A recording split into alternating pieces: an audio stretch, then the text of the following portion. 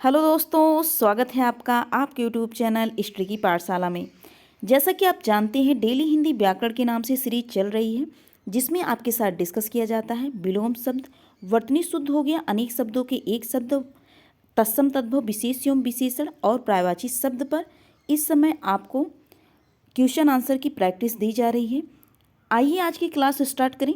अगर आप इस चैनल पर नए हैं तो चैनल को सब्सक्राइब कर लीजिए, बेल आइकन को प्रेस कर लीजिए, जिससे आपको अगली वीडियो का नोटिफिकेशन मिल सके। तो क्या आप तैयार हैं? लगभग आपके साथ 60 क्वेश्चन डिस्कस किए जाएंगे। ध्यान रखिएगा, लगभग 60 क्वेश्चन। किस पे बेस?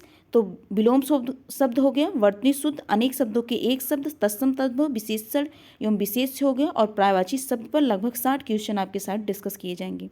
तो आइए आज की क्लास स्टार्ट करें। अगर आप तैयार हैं तो चलिए सबसे पहला क्वेश्चन।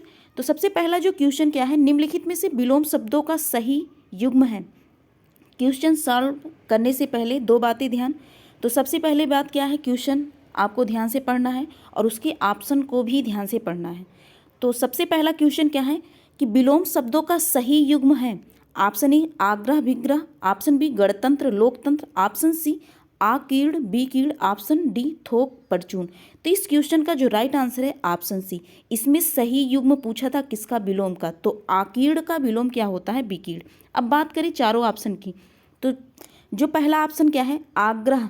आग्रह का जो विलोम, इसकी व्याख्या से अगर देखें तो आग्रह का विलोम क्या होता है, दुराग्रह होता है। आग्रह का विलोम दुराग्रह। और बात करें विग्रह किसका विलोम है, तो ध्यान रखिएगा, विग्रह अनुग्रह का विलोम होता है। अनुग्रह का विलोम क्या होता है, विग्रह होता है। अनुग्रह का विलोम विग्रह।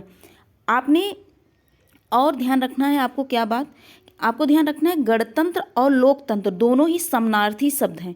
गणतंत्र और लोकतंत्र दोनों ही समानार्थी शब्द हैं। इसकी अगर व्याख्या की बात करें तो ये किसका विलोम होगा, तो ध्यान रखिएगा, राजतंत्र। किसका, गणतंत्र का विलोम क्या होगा, राजतंत्र होगा। क्योंकि गणतंत्र और लोकतंत्र क्या है, प्रजातंत्र के पर्यायवाची हैं। प्रजातंत्र आप जानते हैं, प्रजातंत्र, तो ये प्रजातंत्र का जो पर्यायवाची क्या होता है, गणतंत्र होता है और लोकतंत्र होता है। नेक्स्ट आप ऑप्शन की बात करें तो थोक। थोक का जो थोक का विलोम क्या होता है, फुटकर। थोक का विलोम फुटकर। इस क्वेश्चन से आपने क्या सीखा, आपने सीखा कि आग्रह का विलोम दुराग्रह, विग्रह किसका विलोम है, तो अनुग्रह का विलोम विग्रह होता है। और आपने सीखा कि गणतंत्र लोकतंत्र ये सब किसके पर्यायवाची हैं, तो प्रजातंत्र के पर्यायवाची हैं। और गणतंत्र का जो विलोम क्या होता है, राजतंत्र होता है। राजा का तंत्र अर्थात राजतंत्र। तो गणतंत्र का जो विलोम होता है राजतंत्र होता है। और आपने इस क्वेश्चन से क्या सीखा, आपने सीखा कि थोक का विलोम क्या होता है, फुटकर होता है। और आकीर्ण का विलोम विकीर्ण होता है। नेक्स्ट क्वेश्चन की बात करें, नेक्स्ट क्वेश्चन क्या है, निम्नलिखित में से विलोम की दृष्टि से सही युग्म है। विलोम की दृष्टि से सही युग्म आपको बताना है। तो इस क्वेश्चन का जो राइट आंसर है ऑप्शन सी। आसुइया का जो विलोम होता है अनसुइया होता है। आसुइया का विलोम क्या होता है, अनसुइया होता है। ऑप्शन ए की बात करें, अधिष्ठित का विलोम क्या होता है, अनिधिष्ठित। ध्यान रखिएगा इसकी व्याख्या से, अनिधिष्ठित किसका, अधिष्ठित का विलोम अनिधिष्ठित, आस्था का विलोम अनास्था, प्रमुख का विलोम क्या होगा, सामान्य होगा। ध्यान रखिएगा, प्रमुख का विलोम क्या होता है, सामान्य होता है। तो इस क्वेश्चन से आपने क्या सीखा, आपने सीखा कि अधिष्ठित का विलोम अनधिष्ठित, आस्था का विलोम अनास्था, असूया का विलोम अनसुइया और प्रमुख का विलोम क्या होता है, सामान्य होता है। नेक्स्ट क्वेश्चन, नेक्स्ट क्वेश्चन क्या है, निम्नलिखित में से विलोम शब्दों की दृष्टि से एक युग्म गलत है। अर्थात इसमें आपको एक युग्म गलत बताना है। तो इस क्वेश्चन का जो राइट आंसर है ऑप्शन सी। Option C. तो विग्रह अभी आपने देखा किसका है, तो विग्रह अनुग्रह का विलोम होता है। अनुग्रह आपने देखा, ये विग्रह शब्द किसका, तो ये अनुग्रह का विलोम विग्रह होता है। और आग्रह का विलोम आपने अभी क्या देखा, दुराग्रह देखा। तो आग्रह का विलोम क्या होता है, दुराग्रह होता है। तो इस क्वेश्चन से आपने क्या सीखा, आपने सीखा कि विधि का विलोम निषेध होता है। विधि का विलोम, विधि का विलोम निषेध, विधि का विलोम निषेध हो गया। आवाहन का विलोम विसर्जन, आग्रह का विलोम दुराग्रह, अनुग्रह का विलोम विग्रह होता है। और अमी का विलोम हलाहल, हलाहल किसका, तो अमी का विलोम। अब आपको बता दें, यहीं से रिलेट कर लीजिए कि यह अमी शब्द किसका विलोम है, सॉरी किसका पर्यायवाची है, अमृत शब्द का पर्यायवाची। किसका, अमृत शब्द का पर्यायवाची अमी होता है और अमी शब्द का विलोम हलाहल होता है। तो इस क्वेश्चन से आपने यही सीखा। एक बार अगेन रिपीट किया जाए, विधि का विलोम निषेध, आवाहन का विलोम विसर्जन, आग्रह का विलोम दुराग्रह, अनुग्रह का विलोम विग्रह और अमी का विलोम हलाहल। और अमी किसका पर्यायवाची है, तो अमृत शब्द का पर्यायवाची अमी होता है। नेक्स्ट क्वेश्चन है, विलोम शब्द की दृष्टि से इनमें से सही युग्म है, अर्थात इसमें इनमें से आपको सही युग्म बताना है। इस क्वेश्चन का जो राइट आंसर है ऑप्शन ए और ऑप्शन सी। ऑप्शन ए और ऑप्शन सी क्या है, सही है। इनमें से सही युग्म आपको बताना है। तो बात करें कि जो अकीड़ का विलोम विकीड़ सही है, आदृत का विलोम निरादृत होता है। इसिप्त का विलोम क्या होता है, कल की क्लास में आपके साथ डिस्कस किया गया। इसिप्त का विलोम अनिसिप्त, अनिसिप्त जो होता है किसका विलोम है, तो इसिप्त का विलोम अनिसिप्त होता है। इसिप्त का विलोम क्या होता है, अनिसिप्त होता है। और दोष का विलोम क्या होता है, गढ़ होता है। दोष का विलोम गढ़। तो ध्यान रखिएगा, इसकी व्याख्या देख लें आप कि इसिप्त का विलोम अनिसिप्त और दोष का विलोम गुण होता है, आदृत का विलोम तिरस्कृत होता है। इसमें आपको ध्यान रखना है जो आदृत है,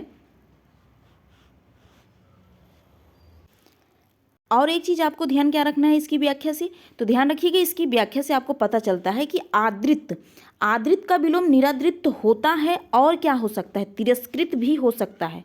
ध्यान रखिएगा, आदृत का जो विलोम तिरस्कृत भी होता है और क्या होता है, निरादृत भी होता है। आपको ध्यान रखना है, आपने इस क्वेश्चन से दो चीजें कि आदृत का विलोम निरादृत और तिरस्कृत होता है।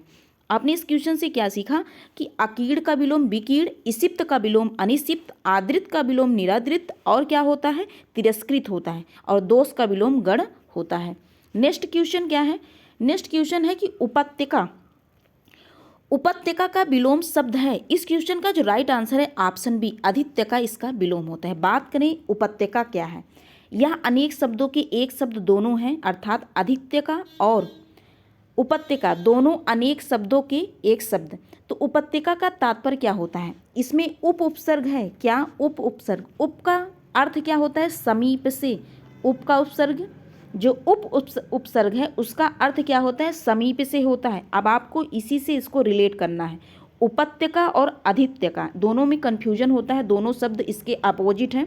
तो उपत्यका का तात्पर्य क्या होता है कि वह स्थान, अर्थात मान लीजिए या पर्वत है, पर्वत है तो पर्वत, आप बताइए उप का अर्थ क्या है, समीप से है, उप का अर्थ क्या है, समीप। तो समीप अर्थात इसके समीप की जो नीचे की जमीन होती है, पर्वत के नीचे तलहटी की भूमि जो होती है उसे ही उपत्यका कहा जाता है। तो आप कैसे रिलेट करेंगे, उप का अर्थ समीप से, तो आप जानते हैं अधित्यका और उपत्यका दोनों का संदर्भ किससे है, तो पर्वत से है। अब आपको इसका अंतर समझना है। उप का अर्थ, उप जो उपसर्ग लगा है उसका अर्थ समीप होता है, तो अर्थात नीचे जो समीप तलहटी की जमीन है वही क्या होती है, उपत्यका होती है। अब बात करें अधित्यका, तो अधित्यका क्या है, जब ये नीचे की जमीन हो गई तो वो ऊपर के जमीन होगी, अर्थात पहाड़ के, अर्थात पर्वत के ऊपरी भाग को क्या कहा जाता है, अधित्यका कहा जाता है। आई होप आपको यह दोनों शब्द का अर्थ समझ में आया होगा। तो आपको इसको उपसर्ग से ध्यान रखना है कि उप उपसर्ग है इसमें, उपत्यका में, इसका अर्थ समीप होता है, तो अर्थात यह पहाड़ से रिलेट है, तो पहाड़ के नीचे तलहटी की जो जमीन होती है उसे ही उपत्यका कहा जाता है। उपत्यका जब नीचे की जमीन हो गई तो ऊपर का जो भाग होता है अधित्यका कहा जाता है। नेक्स्ट क्वेश्चन, नेक्स्ट क्वेश्चन क्या है कि निम्नलिखित में अनघ का विलोम है। अनघ का विलोम आपको बताना है, तो इसमें देख रहे हैं कि इसका राइट इसमें नहीं दिया गया है इसका आंसर, अर्थात अनघ का विलोम, इसकी व्याख्या से आप देख लीजिए। अनघ का विलोम क्या होता है, अघ होता है, और अनघ तथा निरघ परस्पर समानार्थी है। ये जो निरघ है ये दोनों, अनघ और निरघ दोनों समानार्थी अर्थात पर्यायवाची एक दूसरे के हैं, पर्यायवाची हैं, समानार्थी अर्थात समान अर्थ रखने वाले होते हैं। और आपको क्या ध्यान रखना है, अघी का विलोम निरघ होता है। अघी जो शब्द है इसका विलोम निरघ होता है। अनघ और निरघ दोनों समानार्थी शब्द हैं, और कृति का विलोम आकृति होता है। कृति का विलोम क्या होता है? आकृति। और निष्पाप का जो निष्पाप किसका विलोम? पापी का होता है। आपने इस क्वेश्चन से क्या सीखा? आपने सीखा, सबसे पहले आपने सीखा अनघ और निरघ दोनों समानार्थी शब्द हैं। और उसके बाद आपने सीखा कि अघि, अघि शब्द का जो विलोम होता है निरघ होता है। कृति का विलोम आकृति होता है और निष्पाप का जो विलोम होता है पापी होता है। नेक्स्ट क्वेश्चन, अस्तब्ध, अस्तब्ध के लिए सही विलोम है। तो इस क्वेश्चन का जो राइट आंसर है ऑप्शन सी, अस्तब्ध। अस्तब्ध किसका विलोम है? तो अस्तब्ध का विलोम है। आप अस्तब्ध का विलोम अस्तब्ध। और लब्ध का जो विलोम होता है प्रदत्त होता है। लब्ध का विलोम प्रदत्त, अस्तब्ध का विलोम अस्तब्ध होता है। नेक्स्ट क्वेश्चन, उत्तरायण का विलोम, उत्तरायण का विलोम, इस क्वेश्चन का जो राइट आंसर है ऑप्शन डी, दक्षिणायन होता है। उत्तरायण का विलोम क्या होता है? दक्षिणायन होता है।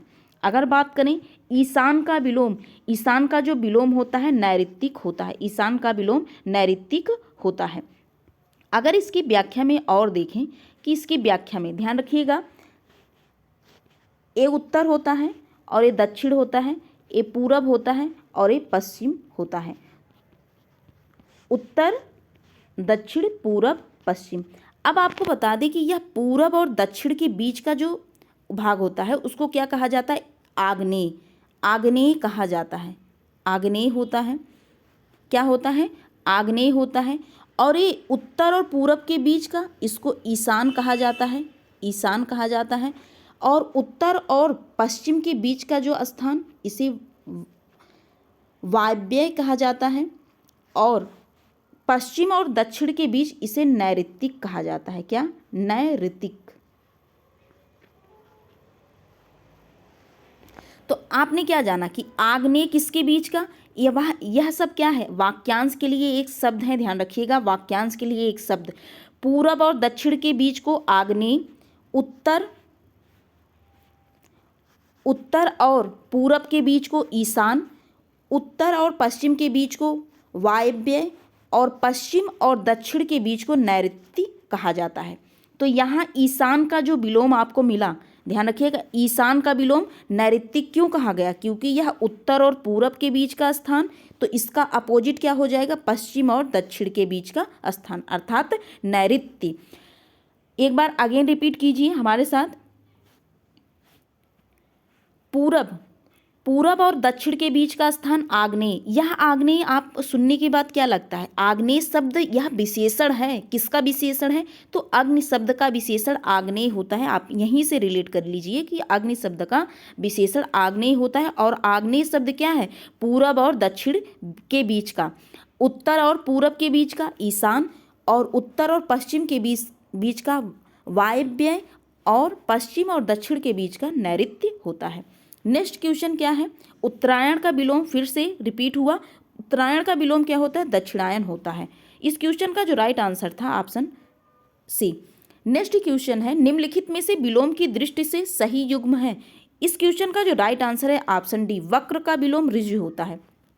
विशेष का विलोम सामान्य, विशेष का विलोम सामान्य होता है। विपत्ति का विलोम संपत्ति होता है। स्वतंत्रता का विलोम स्वतंत्र का जो स्वतंत्रता है उसका विलोम परतंत्रता होता है। स्वतंत्रता का विलोम परतंत्रता होता है। एक बार अगेन रिपीट कीजिए। विशेष का विलोम सामान्य, सामान्य हो गया। और विपत्ति का विलोम संपत्ति हो गया, विपत्ति का विलोम संपत्ति हो गया। और स्वतंत्रता का विलोम परतंत्रता हो गया। वक्र का विलोम ऋज होता है। इस क्वेश्चन से आपने सीखा। अब नेक्स्ट टॉपिक स्टार्ट हो रहा है। नेक्स्ट टॉपिक में वाक्य शुद्ध और वर्तनी शुद्ध। तो टॉपिक क्या है? वाक्य शुद्ध और वर्तनी शुद्ध। आइए सबसे पहला क्वेश्चन डिस्कस करें उस पर। तो सबसे पहला क्वेश्चन क्या है? निम्नलिखित में से कौन सा वाक्य शुद्ध है? तो इस क्वेश्चन का जो राइट आंसर है ऑप्शन बी, राम और श्याम से संबंध चर्चा। तो इस क्वेश्चन का जो राइट आंसर है ऑप्शन बी है। बात करें ऑप्शन ए गलत क्यों है? ये जो संबंधी शब्द है, राम और श्याम संबंधी चर्चा, तो संबंधी शब्द सिर्फ श्याम से रिलेट है, ना कि राम से, जबकि राम और श्याम की बात हो रही है। तो राम और श्याम जो है इस संबंध शब्द है, यह दोनों को रिलेट कर रहा है, राम और श्याम को, जबकि ये संबंधी शब्द किसको सिर्फ रिलेट कर रहा है, श्याम को रिलेट कर रहा है। इसलिए यह क्वेश्चन क्या है, यह ऑप्शन बी क्या है, राइट आंसर है किसका, क्वेश्चन का। नेक्स्ट क्वेश्चन, निम्नलिखित में से शुद्ध वाक्य है, शुद्ध वाक्य आपको छांटना है। ऑप्शन ए है, यहाँ मीठे पानी का एक कुआं है। ऑप्शन बी, 1 रुपए में कितने पैसे होते हैं। ऑप्शन सी, आज रेणु देवी का व्याख्यान होगा। और ऑप्शन डी क्या है, साधु को भिक्षा दो। इस क्वेश्चन का जो राइट आंसर है ऑप्शन सी, आज रेणु देवी का व्याख्यान होगा। इस क्वेश्चन का जो राइट आंसर है ऑप्शन सी है। अगर बात करें यह ऑप्शन क्यों गलत है, तो ऑप्शन ए इसलिए गलत है क्योंकि यहाँ जो कुआं शब्द है यह गलत लिखा गया है। कुआं शब्द आपको कैसे लिखा मिलेगा, ध्यान रखिएगा, कुआं शब्द आपको ऐसे लिखा मिलेगा। तो कुआं शब्द यह क्या है, गलत है। कुआं शब्द क्या है, गलत है। तो कुआं शब्द आपको कैसे लिखा मिलेगा, कुआं शब्द आपको ऐसा लिखा मिलेगा।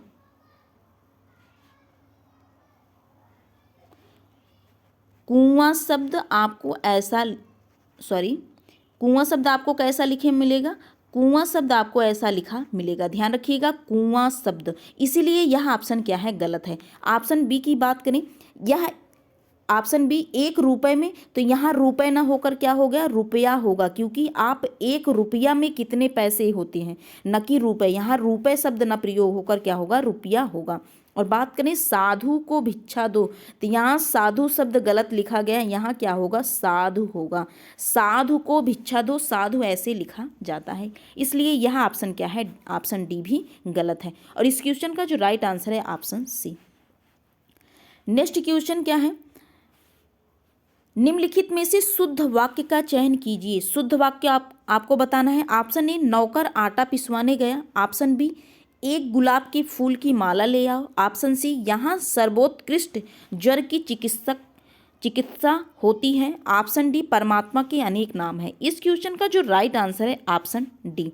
इस क्वेश्चन का जो राइट आंसर है ऑप्शन डी है। अगर बात करें ऑप्शन ए क्यों गलत है, क्योंकि यहाँ नौकर आटा पिसवाने गया, तो आटा पिसवाया नहीं जाता, ध्यान रखिएगा, गेहूँ पिसवाया जाता है। क्या, गेहूँ पिसवाया जाता है। तो यहाँ आटा शब्द का प्रयोग गलत है। बात करें 1 गुलाब के फूल की माला ले आओ, तो 1 गुलाब के फूल की माला, 1 गुलाब की कोई माला नहीं बनती, आपको ध्यान रखना है, यहाँ 1 गुलाब की कोई माला नहीं बनती।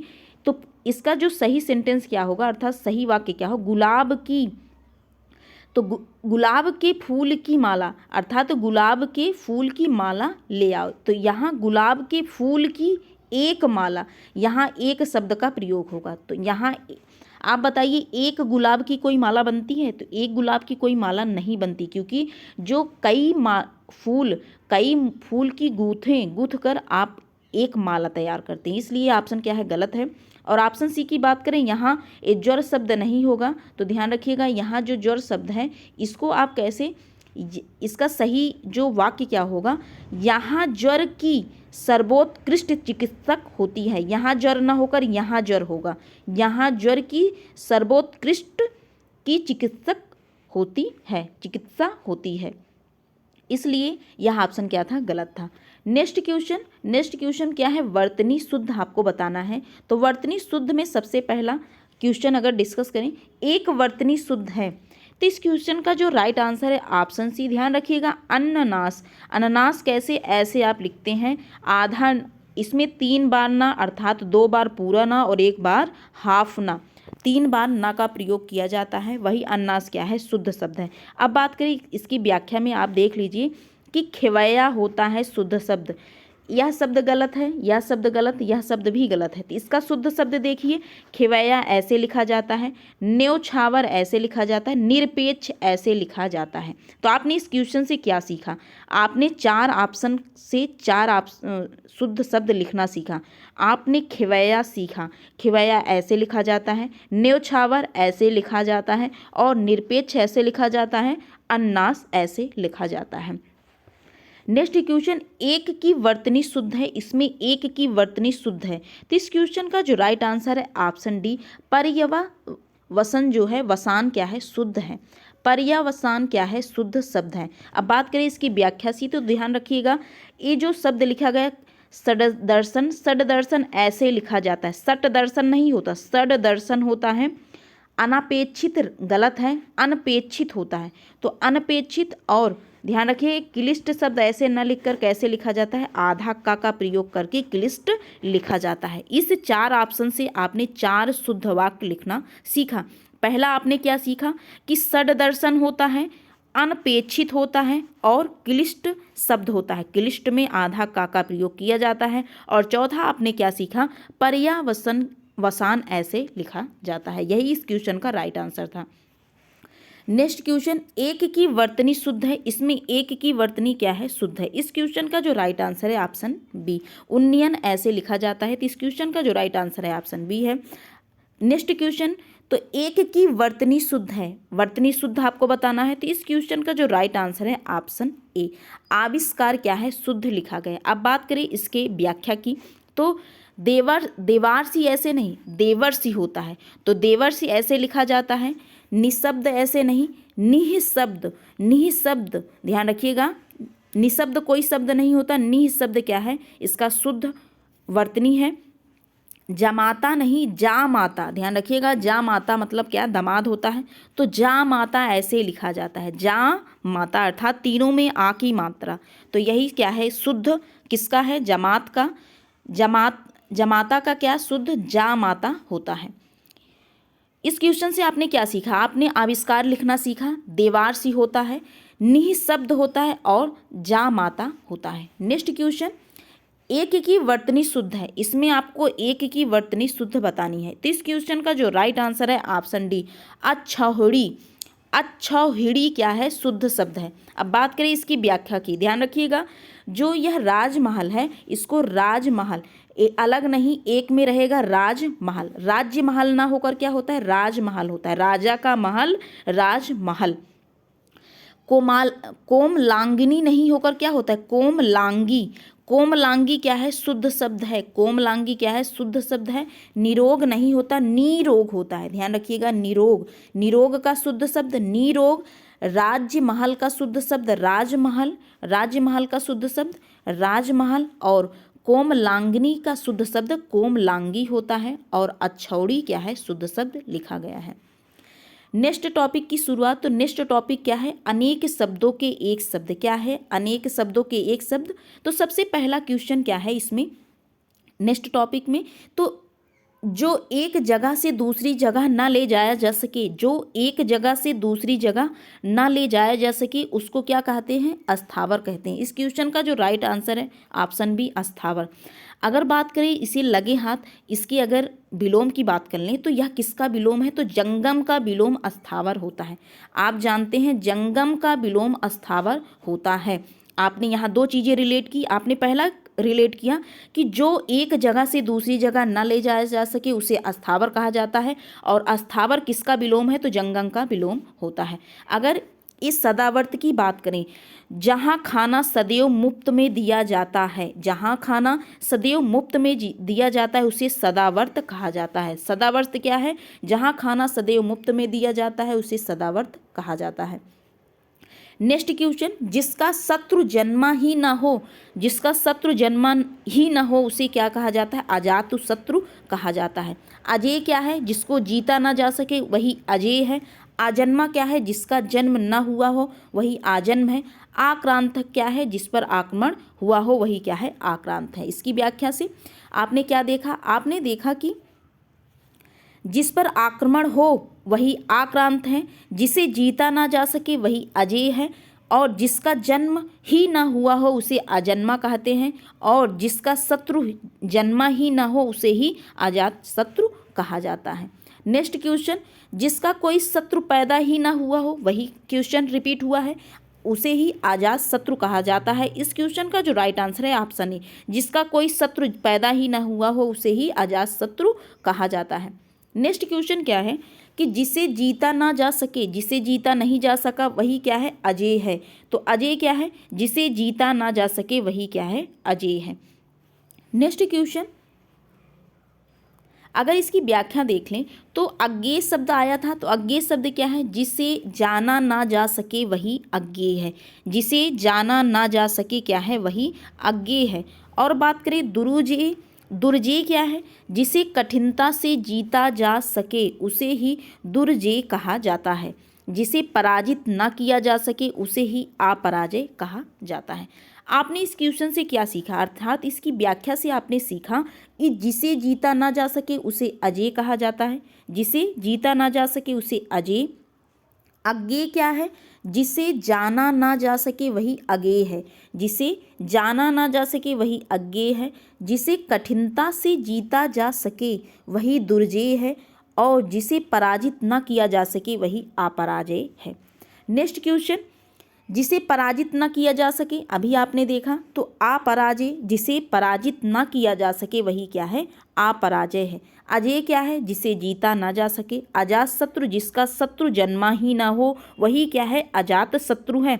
अपराजय क्या है? जिसे पराजित ना किया जा सके वही अपराजय। और अजात शत्रु क्या है? जिसका शत्रु जन्मा ही ना हो वही अजात शत्रु है। अजेय क्या है? जिसे जीता ना जा सके वही अजेय है। नेक्स्ट क्वेश्चन क्या है? जिसका कोई शत्रु नहीं जन्मा है, वाक्यांश के लिए एक शब्द है, तो जिसका कोई शत्रु जन्मा ही नहीं है वही अजात शत्रु है। अजेय क्या है? जिसे जीता ना जा सके वही अजेय है। नेक्स्ट क्वेश्चन क्या है? जिसका शत्रु पैदा ही ना हुआ हो, आप देख रहे हैं कितनी बार रिपीट हुआ है अजात शत्रु, अजात शत्रु। जिसका शत्रु पैदा ही ना हुआ हो वही क्या है? अजात शत्रु है। सिर्फ शब्दों का हेर फेर दे के यही क्वेश्चन बार बार रिपीट हुआ है, आप देख सकते हैं। अजात शत्रु क्या है? जिसका शत्रु पैदा ही ना हुआ हो वही अजात शत्रु है। नेक्स्ट क्वेश्चन, अपना मंतव्य साधने वाला, अर्थात तो इसे क्या कहा जाएगा? अपना मंतव्य साधने वाला, इसे ही स्वार्थी कहा जाता है। आप सेल्फिश जानते हैं, जिसको इंग्लिश में सेल्फिश कहा जाता है। जो व्यक्ति सेल्फिश अर्थात स्वार्थी रहते हैं वह सिर्फ अपने टारगेट को पूरा करते हैं। अपना मंतव्य साधने वाला क्या कहलाता है? स्वार्थी कहलाता है। तो आप इसको कैसे, आप इसको रिलेट कर लीजिए। जो व्यक्ति स्वार्थी आपके आसपास जरूर होंगे, स्वार्थी व्यक्ति, आप उनको रिलेट कर लीजिए। जब भी आप उनको देखिए कि यह अपना मंतव्य ही साधने वाला व्यक्ति है, इसे स्वार्थी कहा जाएगा। आप वैसे रिलेट करके इसको ध्यान रख सकते हैं। नेक्स्ट क्वेश्चन क्या है?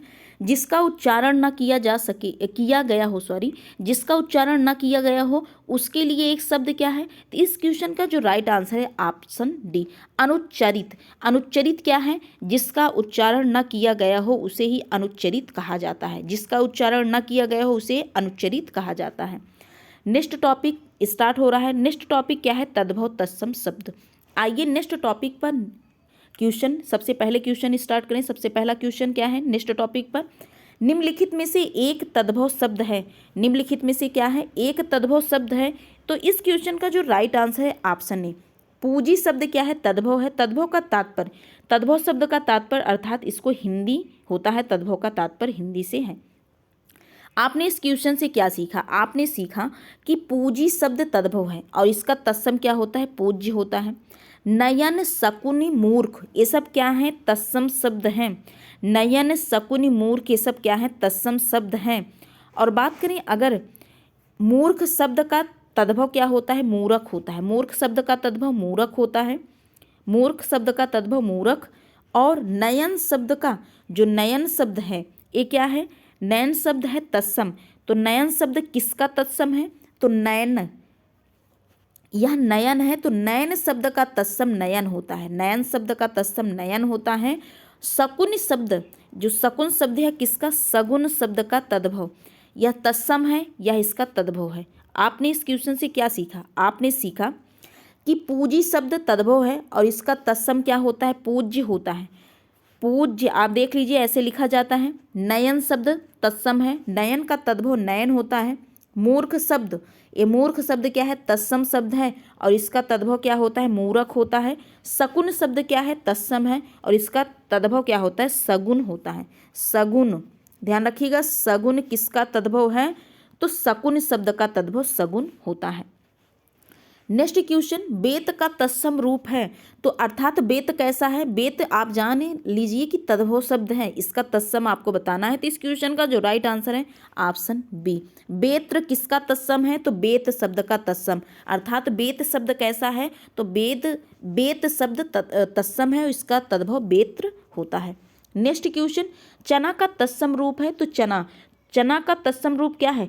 चवड़, जो चड़क है चना का तत्सम रूप है। इस क्वेश्चन का जो राइट आंसर है ऑप्शन ए, चना का तत्सम रूप चड़क होता है।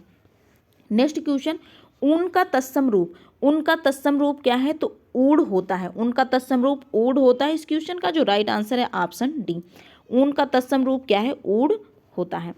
नेक्स्ट क्वेश्चन क्या है? थाली का तत्सम रूप, तो थाली का तत्सम रूप अस्थाली होता है, अर्थात थाली कैसा है? तद्भव है, और इसका तत्सम क्या है? अस्थाली होता है। अस्थाली किसका तत्सम है? तो थाली शब्द का तत्सम होता है।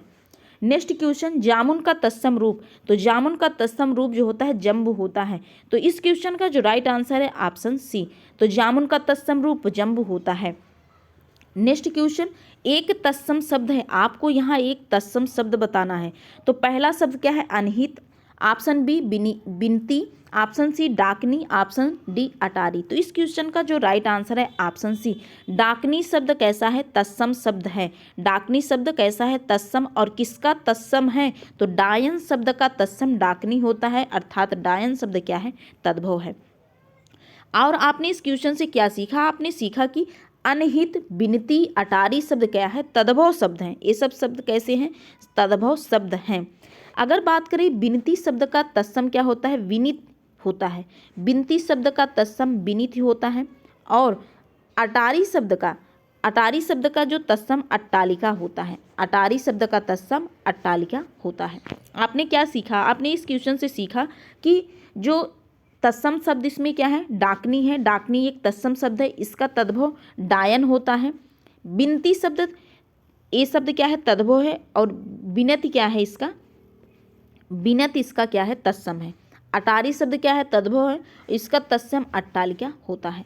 नेक्स्ट क्वेश्चन, निम्नलिखित में से तद्भव शब्द है, तो इसमें आपको तद्भव बताना है। तो इस क्वेश्चन का जो राइट आंसर है ऑप्शन सी, 14 शब्द क्या है? तद्भव है, जबकि चतुर्दश, चतुर्थ, चत्वारि क्या है? ये सब तत्सम शब्द हैं। तद्भव इसमें क्या है? 14, अर्थात हिंदी रूप क्या है? 14 है। तो इसका तत्सम क्या होगा? 14 शब्द का तत्सम क्या होता? चतुर्दश, अर्थात यही चतुर्दश जो लिखा गया है यही 14 का तत्सम रूप है। तो और बात करें चतुर्थ शब्द कैसा है? तो चतुर्थ शब्द यहाँ तत्सम है, इसका तद्भव क्या होता है? चौथा होता है। तो चतुर्थ शब्द का जो तत्सम क्या होता है? तद्भव क्या होता है? चौथा होता है। ध्यान रखिएगा, ये चत्वारि जो लिखा है इसे ही चत्वारि क्या होता है? चार को कहा जाता है। चार क्या है? चत्वारि है। चौथा शब्द किसका तद्भव है? तो चतुर्थ का तद्भव चौथा होता है। चतुर्दश किसका तत्सम है? तो 14 शब्द का तत्सम चतुर्दश होता है। नेक्स्ट क्वेश्चन, आभ्यंतर, आभ्यंतर का तद्भव शब्द है। तो ध्यान रखिएगा, इस क्वेश्चन का जो राइट आंसर है ऑप्शन बी, भीतर शब्द का जो तत्सम होता है आभ्यंतर होता है। इस क्वेश्चन से आपने क्या सीखा? आपने सीखा कि आभ्यंतर क्या है? एक तत्सम शब्द है, इसका तद्भव भीतर होता है। नेक्स्ट क्वेश्चन, एक तद्भव शब्द है, इसमें आपको तद्भव शब्द बताना है। पहला ऑप्शन क्या है? पंजर, ऑप्शन बी पंचाली, ऑप्शन सी पंडित, ऑप्शन डी पंजीरी। तो इस क्वेश्चन का जो राइट आंसर है ऑप्शन डी, पंजीरी शब्द क्या है? यह एक तद्भव शब्द है। अगर इसकी बात करें कि इसका तत्सम क्या है, तो जो पंजीरी शब्द क्या है? तद्भव है। और आपने इस क्वेश्चन से और क्या सीखा? जब यह तद्भव हो गया तो इसका पंचर हो गया, पंडित हो गया और पंचाली, ये सब कैसे शब्द हैं? तो तत्सम शब्द हैं। आपने इस क्वेश्चन से क्या सीखा? आपने सीखा पंचर, पंडित, पंचाली। पंचर, पंडित, पंचाली क्या है? तत्सम शब्द है। जबकि पंजीरी, जो पंजीरी आप जानते हैं कि 1 to 5 जब आंगनबाड़ी होती है उसमें, तो उसमें क्या पंजीरी बढ़ती है, तो पंजीरी आप खाते हैं, वही पंजीरी शब्द। ध्यान रखिएगा क्या है? यह शब्द तद्भव शब्द है। पंजीरी जो आप बचपन में खाए होंगे वही पंजीरी क्या है? तद्भव शब्द है। नेक्स्ट क्वेश्चन, एक तद्भव शब्द है, इसमें से आपको एक तद्भव शब्द बताना है। सबसे पहला जो शब्द क्या है? अटर। अटल शब्द और आतुर है ऑप्शन बी, ऑप्शन सी अथित है, ऑप्शन डी अंजीर है। तो इस क्वेश्चन का जो राइट आंसर है ऑप्शन ए। तो अटल शब्द क्या है, तद्भव है, ध्यान रखिएगा अटल शब्द क्या है, तद्भव है, जबकि आतुर अंजीर अथित, अथित शब्द क्या है, तत्सम है, आतुर शब्द तत्सम है, अजीर शब्द क्या है, तत्सम है, और जबकि अटल शब्द क्या है, तद्भव है, अर्थात हिंदी रूप है। नेक्स्ट जो टॉपिक स्टार्ट हो रहा है, नेक्स्ट टॉपिक क्या है, विशेष एवं विशेषण। आइए इस पर सबसे पहला क्वेश्चन ले। तो सबसे पहला क्वेश्चन किस पे, विशेष एवं विशेषण पर। युद्ध देखकर अशोक का कठोर हृदय मोम जैसा पिघल गया, वाक्य में विशेष से है, अर्थात संज्ञा आपको बताना है, अर्थात आपको क्या बताना है, संज्ञा। युद्ध देखकर अशोक का कठोर हृदय मोम जैसा पिघल गया, वाक्य में विशेष अर्थात संज्ञा क्या है। तो इस क्वेश्चन का जो राइट आंसर है ऑप्शन सी, हृदय यहाँ विशेष से है, इसका विशेषण, ये हृदय का विशेषण क्या, कठोर बता रहा है, कठोर। तो इसकी व्याख्या से जिसका विशेषण क्या है, कठोर। तो हृदय जो युद्ध देखकर अशोक का कठोर हृदय, तो कठोर हृदय क्या है, पिघल गया। तो इस क्वेश्चन का जो राइट आंसर है ऑप्शन सी है। नेक्स्ट क्वेश्चन, निम्नलिखित शब्दों में से एक विशेषण नहीं है, ऑप्शन ए श्रव्य, ऑप्शन बी सर्व, ऑप्शन सी गर्भ, ऑप्शन बी भव्य। तो इस क्वेश्चन का जो राइट आंसर है ऑप्शन सी, विशेषण कौन नहीं है, गर्भ विशेषण नहीं है, जबकि श्रव्य हो गया, जबकि श्रव्य, सर्व, भव्य ये सब क्या है, विशेषण है, जबकि जो गर्भ क्या है, विशेषण नहीं है। नेक्स्ट क्वेश्चन, और ध्यान रखिएगा गर्भ का जो विशेषण क्या है, गर्भ का विशेषण गर्भीला होता है, गर्भ एक क्या है, संज्ञा है, और इसका विशेषण क्या है, गर्भीला होता है।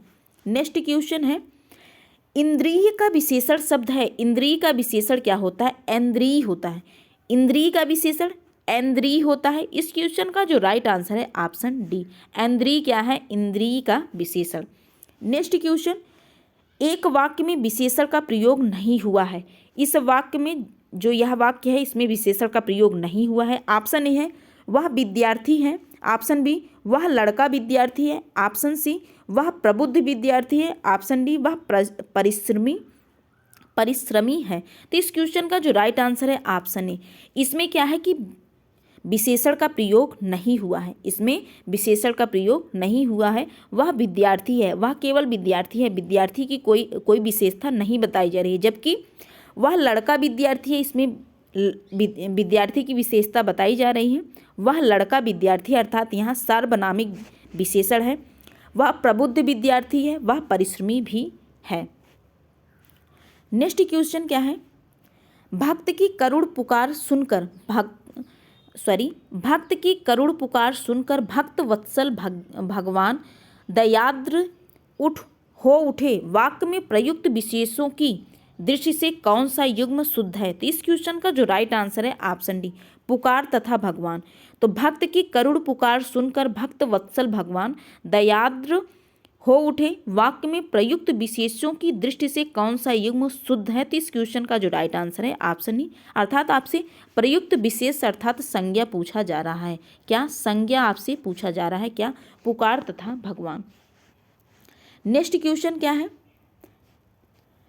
भोले बालक ने क्रूर डाकू के कठोर हृदय में कोमल भावना जागा दी। भोले बालक ने क्रूर डाकू की कठोर हृदय में कोमल भावना जगा दी, इस वाक्य में कितने विशेष हैं अर्थात कितनी संज्ञा हैं। तो इस क्वेश्चन का जो राइट आंसर है ऑप्शन ए, 4 संज्ञा है। कौन कौन से, बालक हो गया, डाकू हो गया, हृदय और भावना।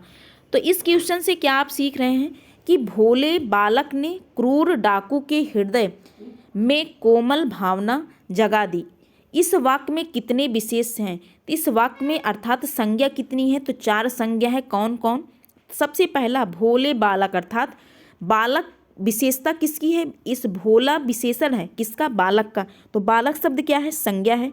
अगला क्रूर डाकू, डाकू कैसा है, क्रूर है, डाकू कैसा है, क्रूर है, तो डाकू की विशेषता बताई जा रही है, डाकू की विशेषता बताई जा रही है, तो इसलिए क्रूर शब्द विशेषण है और डाकू शब्द क्या है, संज्ञा है। अगला क्या है, कि कठोर हृदय, ध्यान रखिएगा हृदय क्या है, संज्ञा, और यहाँ कठोर शब्द विशेषता किसका, हृदय की विशेषता बता रहा है कि हृदय कैसा है, कठोर है, इसलिए हृदय शब्द क्या है, संज्ञा है। अगला शब्द क्या है, कोमल भावना। कोमल भावना, भावना क्या है, संज्ञा है, और कोमल शब्द किसकी विशेषता बता रहा है, तो भावना शब्द की विशेषता बता रहा है, इसलिए भावना शब्द क्या हुआ, संज्ञा। तो विशेषण क्या है, जो क्या है, विशेषता बताता है। तो भावना शब्द की विशेषता कौन बता रहा है, कोमल बता रहा है, इसलिए भावना शब्द क्या हुआ, संज्ञा हुआ। और इसमें क्या है, इसमें है कि हृदय, कठोर हृदय जो है, हृदय शब्द संज्ञा है, हृदय की विशेषता कठोर बता रहे थे, हृदय कैसा है, कठोर है। और अगला क्या है कि क्रूर डाकू, डाकू क्या है, क्रूर है, अर्थात क्रूर, डाकू शब्द क्या हुआ, संज्ञा हुआ, डाकू की विशेषता क्या है, क्रूर है। भोले बालक, बालक कैसा है, संज्ञा है, और बालक की विशेषता क्या है कि यह बालक भोला है, तो इसलिए इस क्वेश्चन का राइट आंसर ऑप्शन ए है, अर्थात 4 इसमें संज्ञाएं हैं। नेक्स्ट क्वेश्चन, निम्नलिखित में से एक विशेषण शब्द नहीं है, अर्थात इसमें विशेषण शब्द नहीं है, तो इस क्वेश्चन का जो राइट आंसर है ऑप्शन ए, वरदान शब्द विशेषण नहीं है, अर्थात यह विशेष है, वरदान शब्द क्या है, संज्ञा है, और जबकि अन्य शब्द क्या है, वरद हो गया, वरड़ी हो गया, और वरदायक, वरदायक, वरड़ी, वरदायक, वरड़ी और वरद क्या है, यह शब्द क्या है, विशेषण है, जबकि वरदान संज्ञा है, ध्यान रखिएगा। नेक्स्ट क्वेश्चन, निम्नलिखित में से एक विशेषण, निम्नलिखित में से एक विशेषण शब्द है, इसमें एक विशेषण है, इस क्वेश्चन का जो राइट आंसर है ऑप्शन डी, महत क्या है, विशेषण है, महत क्या है, विशेषण है, जबकि लाघव, महत्व, लघुता ये सब क्या है, संज्ञाएं हैं, लाघव, महत्व, लघुता क्या है, संज्ञाएं हैं, जबकि महत क्या है, विशेषण है। नेक्स्ट क्वेश्चन, निम्नलिखित में से एक विशेषण शब्द नहीं है, इसमें आपको बताना क्या है कि इसमें से एक विशेषण शब्द नहीं है, इस क्वेश्चन का जो राइट आंसर क्या था, इसमें आपके अगर बात करें कि इसकी विशेषता इसकी आप व्याख्या देख लें, क्योंकि व्याख्या से बहुत चीज़ें क्या होती हैं, क्लियर होती हैं। इसमें व्याख्या क्या दिया गया है, क्योंकि इसमें बहुरूपिया अर्थात अनेक रूप रखने वाला एक विशेषण है बहुरूपिया, जबकि क्या है, संज्ञा भी है। बहुरूपिया क्या है, इसमें जो ऑप्शन ए है क्या है, संज्ञा है, जबकि यही क्या है, विशेषण शब्द नहीं है। बात करें भगवान विष्णु के सहस्त्र नामों में उनका एक नाम बहुरूपिया भी मिलता है। आप यहाँ से क्या सीख रहे हैं कि बहुरूपिया संज्ञा है, और यही क्या है, विष्णु का क्या है, एक नाम भी है। अगला, बहुरूपिया कला के महान साधक स्वयं भगवान विष्णु हैं। बातूनी तथा बाका भी विशेषण शब्द है, बातूनी और बाका क्या है, विशेषण शब्द हैं। बादामी एक संज्ञा है, बादामी क्या है, एक संज्ञा है, जिसका अर्थ क्या होता है, रत्न या पेटी।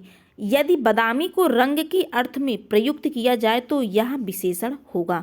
तो बादामी ध्यान रखिएगा, यह संज्ञा भी है और यह विशेषण भी है। आपने इस क्वेश्चन से क्या सीखा, आपने सीखा कि यहाँ जो चारों शब्द दिए गए हैं, चारों शब्द क्या है, विशेषण है, क्या है, चारों शब्द विशेषण हैं, जबकि इसमें क्या पूछा गया था, इसमें पूछा गया था कि एक विशेषण शब्द नहीं है। तो इसमें जो बादामी शब्द है यह संज्ञा का भी काम करता है और विशेषण का काम करता है, क्योंकि बादामी एक रंग भी होता है, ध्यान रखिएगा। बादामी संज्ञा है, नाम भी हो सकता है, तो यह बादामी क्या है, रत्न पेटी है, इसलिए यह संज्ञा हुआ, और यह एक कलर भी होता है अर्थात रंग होता है, इसलिए यह क्या हो गया, विशेषण भी हो गया। और बहुरूपिया क्या है, यह संज्ञा भी है और यह क्या है, विशेषण भी है, ध्यान रखिएगा, संज्ञा है और विशेषण भी है। बातूनी और बाका क्या है, विशेषण है। तो इसमें जो क्वेश्चन पूछा गया था, इसमें इसका ऑप्शन कोई भी सही नहीं था, अर्थात इसमें सभी विशेषण शब्द हैं, बहुरूपिया, बादामी, बातूनी और बाका। आपको इस क्वेश्चन से सीखने को मिलता है कि ये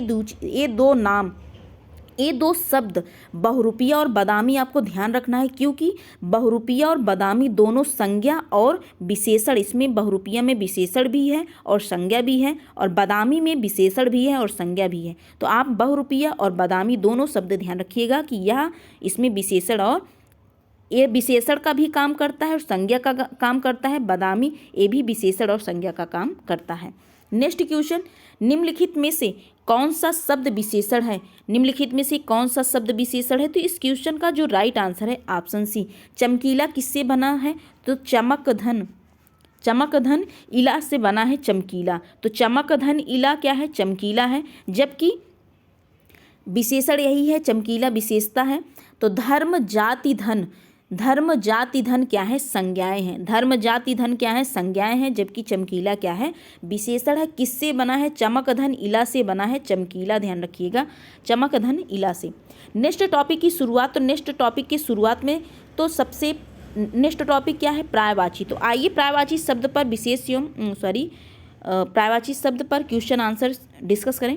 तो सबसे पहला जो क्वेश्चन इसमें क्या है? हिरण्यगर्भ का प्रायवाची शब्द है। कल की क्लास में हिरण्यगर्भ जो था डिस्कस किया गया था शब्द। तो इस क्वेश्चन का जो राइट आंसर है ऑप्शन बी, ब्रह्मा का जो प्रायवाची क्या होता है? हिरण्यगर्भ होता है। अगर इसकी व्याख्या की बात करें और क्या क्या हो सकता है ब्रह्मा का प्रायवाची?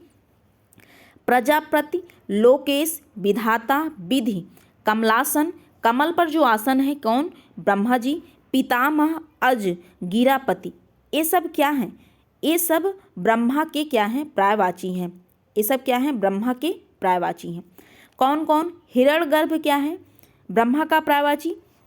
प्रजापति, लोकेश, विधाता, विधि, कमलासन, पितामह, अज, गिरापति, ये सब किसके प्रायवाची? तो हिरण्यगर्भ के प्रायवाची। नेक्स्ट क्वेश्चन क्या है? प्रायवाची की दृष्टि से एक वर्ग शुद्ध है।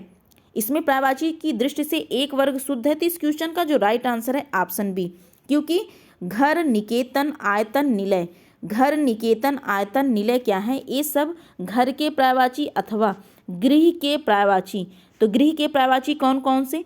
इस क्वेश्चन से आपने क्या सीखा? आपने सीखा कि घर, निकेतन, आयतन, निलय और गृह किसके प्रायवाची? तो घर के प्रायवाची हैं। अगर बात करें डी ऑप्शन क्यों गलत है, ध्यान रखिएगा, यहाँ अंबर, वस्त्र, चीरपट, अंबर, ये सब कपड़ा का प्रायवाची है, जबकि ये कपड़ा का प्रायवाची नहीं होता। पट, अगर पट शब्द होता तो वसन, चीरपट, अंबर, तो वसन, चीरपट, अंबर, ये सब किसके? वस्त्र अर्थात कपड़ा के प्रायवाची हैं। पट भी किसका प्रायवाची? तो कपड़ा का प्रायवाची होता है। इसलिए यह क्या है? यह आंसर क्या है? इसका गलत है। नेक्स्ट क्वेश्चन क्या है? नेक्स्ट क्वेश्चन की बात करें, प्रायवाची की दृष्टि से एक वर्ग शुद्ध है। इसमें एक वर्ग आपको शुद्ध बताना है। तो इस क्वेश्चन का जो राइट आंसर है ऑप्शन ए, सिंह, पंचानन, नाहर, मृगरी। मृगरी क्या है? इस क्वेश्चन का राइट आंसर है, अर्थात ये सब किसके प्रायवाची हैं? तो ध्यान रखिएगा, ये सब शेर के अर्थात सिंह के प्रायवाची हैं। किसके? शेर के प्रायवाची कौन कौन? सिंह हो गया, पंचानन, नाहर, मृगरी। मृगरी किसका प्रायवाची? तो शेर का। सिंह, पंचानन, नाहर, ये सब किसके प्रायवाची? तो सिंह के प्रायवाची हैं। सूर्य जो और रवि किसके प्रायवाची? तो ये सब सूर्य के ही प्रायवाची हैं, ध्यान रखिएगा। यहाँ आपको बता दें, यह जो ऑप्शन सी है, अनल, अग्नि हो गया, पावक हो गया, अनल, ये सब किसके प्रायवाची? तो आग के प्रायवाची हैं। किसके? आग के। जबकि पिसुन इसका प्रायवाची नहीं है। पिसुन कौवा का भी प्रायवाची मिलता है, ध्यान रखिएगा, कौवा का प्रायवाची पिसुन भी होता है। तो अग्नि, पावक, अनल, ये सब आग के प्रायवाची, पिसुन एक प्रायवाची नहीं है, कौवा का प्रायवाची है। नेक्स्ट क्वेश्चन क्या है? कौन सा शब्द दास का प्रायवाची नहीं है? आपको बताना है कौन सा शब्द दास का प्रायवाची नहीं है। ऑप्शन ए अनुचर, ऑप्शन बी परिकर, ऑप्शन सी भृत्य, ऑप्शन डी सेवक। तो इसमें अगर इसकी व्याख्या देखें, अनुचर, भृत्य, सेवक और परिकर दास के प्रायवाची शब्द हैं, जबकि परिकर का अन्य अर्थ परिजन भी होता है। उत्तर प्रदेश लोक सेवा आयोग ने संशोधित उत्तर पत्रिका में इस प्रश्न को मूल्यांकन से बाहर कर दिया। अर्थात इन्होंने क्यों बाहर कर दिया? बात करें कि ये अनुचर जो है, भृत्य है, सेवक और परिकर, ये सब भी क्या है? दास के प्रायवाची हैं, लेकिन परिकर का अन्य अर्थ क्या है? परिजन भी होता है।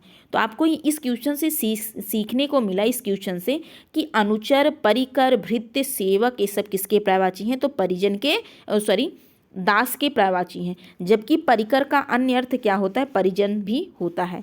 नेक्स्ट क्वेश्चन, कौन सा शब्द दैत्य का पर्यायवाची, दैत्य अर्थात राक्षस का पर्यायवाची नहीं है?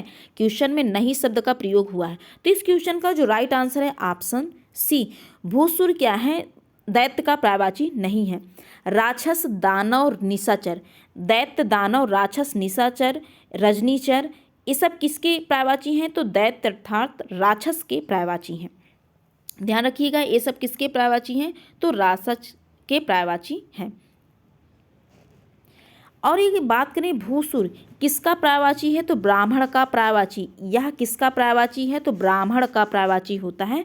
भूसुर किसका पर्यायवाची? तो ब्राह्मण का पर्यायवाची। आपने इस क्वेश्चन से क्या सीखा? आपने सीखा कि राक्षस, दैत्य, दानव, निशाचर, रजनीचर ये सब दैत्य के पर्यायवाची अर्थात राक्षस के पर्यायवाची, जबकि भूसुर किसका है? तो ब्राह्मण का पर्यायवाची है। नेक्स्ट क्वेश्चन, रुख का पर्यायवाची शब्द है। तो इस क्वेश्चन का जो राइट आंसर है ऑप्शन ए, बिटप। बिटप का पर्यायवाची रुख होता है। ध्यान रखिएगा, बिटप का पर्यायवाची रुख। अगर इसकी व्याख्या देखें, रुख का तात्पर्य वृक्ष से होता है।